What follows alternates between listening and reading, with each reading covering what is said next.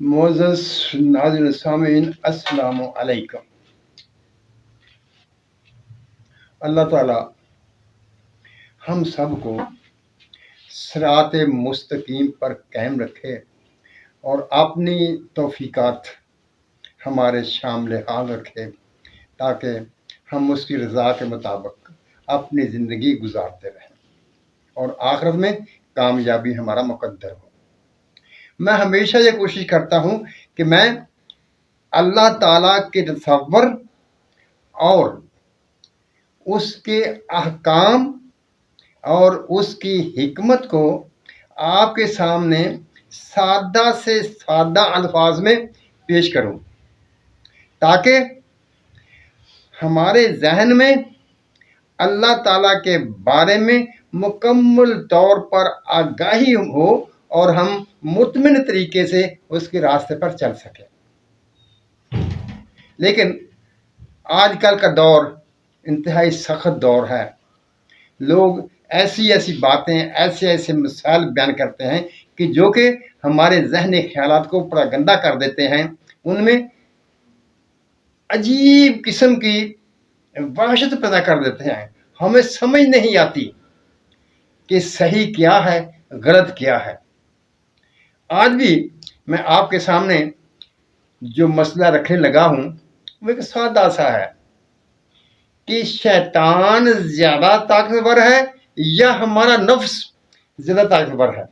آئیے دیکھتے ہیں، اور اس کو سمجھنے کے لیے ہمیں دیکھنا پڑے گا کہ جو تخلیقات اللہ تعالیٰ نے کی ہیں پہلے ان کا مقصد جائزہ لیتے ہیں تو پھر بات کو آگے بڑھائیں گے۔ دیکھیے، اللہ تعالیٰ نے فرشتوں کو پیدا کیا، جنات کو پیدا کیا، آدم کو پیدا کیا، اور آدم کے لیے دنیا میں اس کی ضرورت کے مختلف جانور پیدا کیے، مختلف اشیاء پیدا کی۔ جب اللہ تعالیٰ نے فرشتوں کو پیدا کیا تو ان کو بھی علم سکھایا، جس کا ثبوت یہ ہے کہ جب آدم سے مقابلہ ہوا تو فرشتوں نے اقرار کیا کہ اللہ تعالیٰ ہمیں صرف اتنا ہی علم ہے جتنا تو نے ہمیں سکھایا ہے۔ اور آدم کو بھی اللہ تعالیٰ نے علم سکھایا، علم آدم الاسماء کلھا، اور اللہ تعالیٰ نے آدم کو تمام علم سکھا دیے، اسماء سکھا دیے، کلھا تمام سکھا دیے، کچھ باقی نہیں چھوڑا۔ اور شیطان کو کس نے سکھایا؟ قرآن شریف میں مجھے تو نہیں ملا کہ شیطان کو کسی نے سکھایا ہے۔ اگر آپ کہیں شیطان کو فرشتوں نے سکھایا، یہ بات بنتی نہیں، کیونکہ فرشتوں کے لیے کوئی شریعت ہے ہی نہیں۔ انہوں نے شیطان کو کیا سکھایا؟ جبکہ شیطان جو جنوں میں سے تھا، وہ جیسا کہ اللہ تعالیٰ نے قرآن شریف میں ارشاد فرمایا ہے، ما خلقت الجن والانس الا لیعبدون، انسانوں کے لیے بھی شریعت ہے اور جنات کے لیے بھی شریعت ہے، اس کے ساتھ وہ اعمال کریں گے جو کہ اللہ تعالیٰ کی عبادت کہلائے گی۔ شیطان کو کس نے سکھایا؟ شیطان کا کوئی استاد نہیں ہے، اور نہ ہی شیطان جیسا کہا جاتا ہے کہ وہ معلم الملکوت ہے، ان فرشتوں کا استاد ہے۔ جب شیطان کا اپنا کوئی استاد نہیں، اس کا اپنا کوئی علم نہیں جو اسے کسی نے سکھایا ہو یا کسی نے اس نے حاصل کیا ہو، تو وہ دوسروں کیا سکھائے گا؟ فرشتوں کی کوئی شریعت نہیں، انہیں کیا سیکھنا تھا؟ ان کی جو ڈیوٹی رب نے لگائی ہوئی ہے وہ اسی ڈیوٹی کو سر انجام دیتے رہیں گے تاکہ قیامت۔ انہیں سیکھنے کی کیا ضرورت ہے؟ معزز ناظرین سامعین، اب دیکھیے، بات جو میں نے کرنی تھی وہ یہ کرنی تھی، شیطان جو ہے اسے تو کسی نے نہیں سکھایا، وہ تو بے پیرا ہے، بے مرشدہ ہے، لیکن اللہ تعالیٰ نے آدم کو سکھایا۔ لیکن آدم کو جب بنایا تو اس میں ایک ایسی حکمت رکھی، ایک تو آدم کا نفس بنایا، اور ایک آدم وَنَفَخْتُ فِيهِ مِنْ رُوحِي، اور اس میں اپنی قریب دین کی کوئی چیز اپنی روح میں سے کچھ پھونک دیا.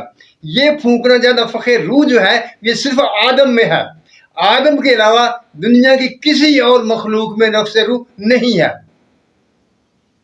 اگر آپ اس میں مزید تحقیق کرنا چاہیں گے تو آپ قرآن شریف کا مطالعہ کر لیجئے، علماء کرام کی تحریریں پڑھ لیجئے. سوائے آدم کے کسی اور مخلوق میں نفخ روح نہیں ہے. یعنی آدم میں دو چیزیں ہو گئیں، ایک نفس ہو گیا اور ایک روح ہو گئی. نفس جو ہے وہ زمینی مادے سے بنا ہوا ہے، یعنی اس کی محبت، اس کی دلچسپیاں زمین سے متعلق ہیں. زمینی عیش و عشرت، زمینی لذات، زمینی معاملات، ان میں نفس کے جو ہے وہ شراکت ہوتی ہے، وہ اس سے محبت رکھتا ہے، انہیں مشغول ہونا چاہتا ہے. لیکن کیونکہ روح کا تعلق رب تعالیٰ سے ہے، وَنَفَخْتُ فِيهِ مِن رُوحِي، تو وہ خدا تعالیٰ کی چاہت کی طرف چلتی ہے، انسان کو اس طرف لے کر جانا چاہتی ہے. اب نفس اور روح میں ایک مقابلہ چلتا رہتا ہے. نفس زمینی خواہشات کی طرف، زمینی لذات کی طرف کھینچتا ہے، اور روح الہی محبت کی طرف کھینچتی ہے. اب دیکھیے شیطان کا کام کب آتا ہے؟ جب روح اور نفس دونوں آپس میں لڑائی کرتے ہیں، آپس میں کوشش کرتی ہے، روح کوشش کرتی ہے میں نفس کو اپنے راستے پر لے آؤں، اور نفس کوشش کرتا ہے کہ میں روح کو اپنے راستے پر لے آؤں. لیکن نفس ہے بہت قوی، بہت طاقتور. اور دوسری بات یہ ہے نفس کیونکہ اپنے گھر میں ہے، نفس کی تخلیق اسی زمینی مادوں سے ہوئی ہے، تو وہ اکثر روح پر غلبہ حاصل کر لیتا ہے، روح پر اپنا زور جما لیتا ہے. یہی وجہ ہے کہ آپ کو دنیا میں کثرت سے جہالت ملتی ہے، اور نیک لوگ، نیکی پہ چلنے والے لوگ کم ملتے ہیں. ہمیشہ سے یہی رہا. یعنی جہالت کی طرف جانے والے، نفس کی ضرورت کی طرف جانے والے، نفس کی خواہشات کی طرف جانے والے لوگ ہمیشہ زیادہ ہوتے ہیں، اور روح کی پیروی کرنے والے، روح کی طرف کا سفر طے کرنے والے لوگ ہمیشہ کم ہوتے ہیں. اور انبیاء کرام جو 1,24,000 یا جو اللہ تعالیٰ کے انبیاء تھے، وہ اسی لیے بھیجے تھے کہ ان کو تعلیم دی جائے روح کی حمایت کے لیے، روح کا ہم سفر بننے کے لیے. لیکن نفس کا ہم سفر بننے کے لیے اللہ تعالیٰ نے کسی اور کو نہیں بھیجا. اس کے لیے کسی نمائندے کی ضرورت نہیں تھی، وہ اس کے لیے ایک شیطان ہی کافی تھا. لیکن سوال یہ پیدا ہوتا ہے کہ شیطان اور نفس میں سے طاقتور کون ہے؟ اگر انسان کا جو اللہ تعالیٰ نے اس کے لیے راستہ مقرر کیا ہے اور حساب کتاب کی اس پر شرط لگائی ہے، تو یہ ظاہر کرتی ہے کہ جس طرح نیکی کام کرنے کے لیے روح امداد کرتی ہے، اسی طرح برائی کی طرف جانے کے لیے نفس کام کرتا ہے، نہ کہ شیطان. اگر شیطان کے ذمہ ڈالا جاتا تو نفس بری ذمہ ہو جاتا، انسان کے گناہ کس کھاتے میں جاتے؟ اس کو تو پھر کسی قسم کی سزا نہیں ملنی چاہیے تھی. شیطان سے نفس زیادہ قوی ہے، زیادہ طاقتور ہے. آپ کہیں گے اس کی دلیل دو، تو لیجیے جناب، دلیل سن لیجیے.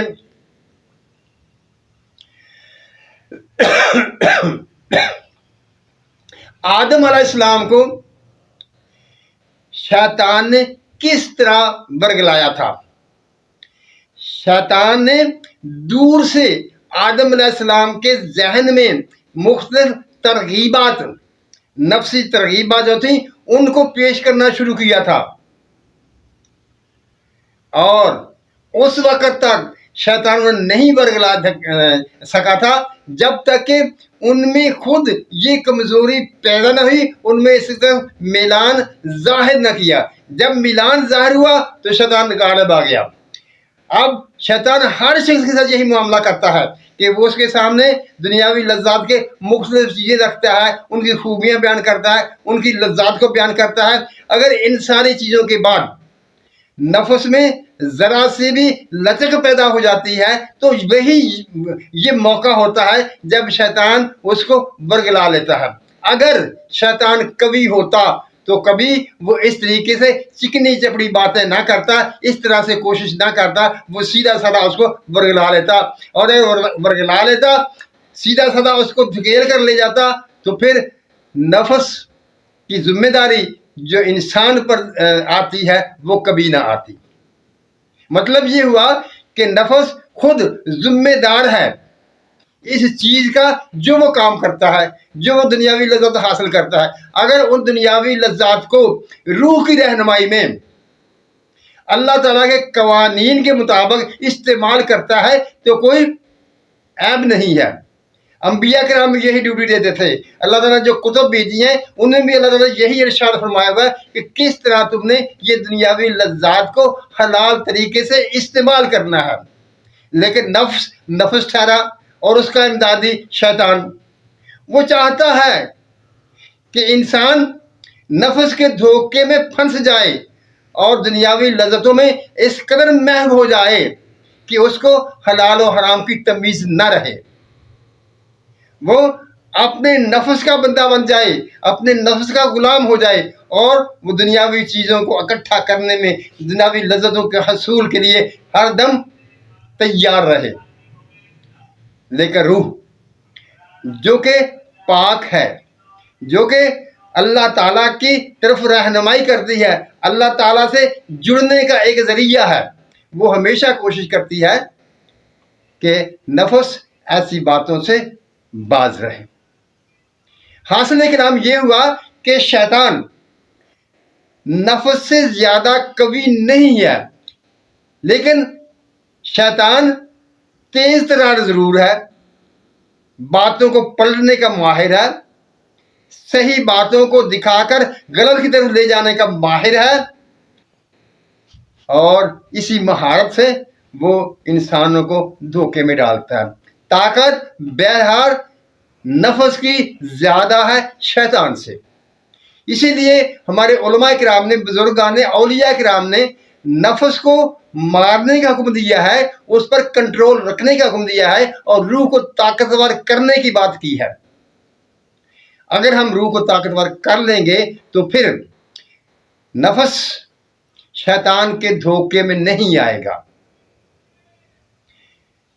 معزز ناظرین سامعین، اللہ تعالی ہم سب پر رحمتوں کی بارش کرے، ہمیں سچ بولنے، سچ سننے اور سچ پر قائم رہنے کی توفیق عطا فرمائے۔